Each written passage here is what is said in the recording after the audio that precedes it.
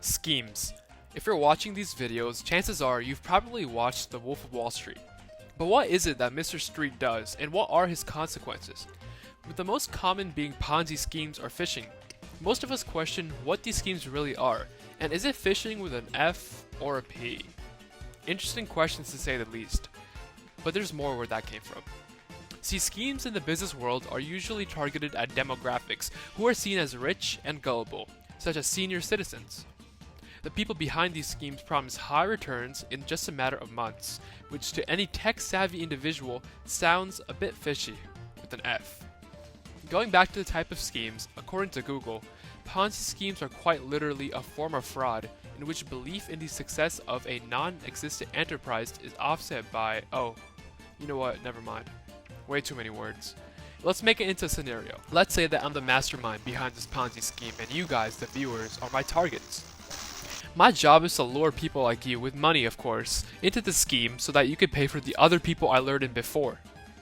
And the cycle goes on while the majority of money is routed up to me. So whoa, that's a lot of money.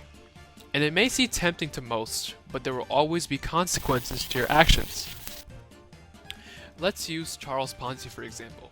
Before you comment, no, he did not name the scheme. He just chose a scheme with the exact same name of his due to his very high intellect.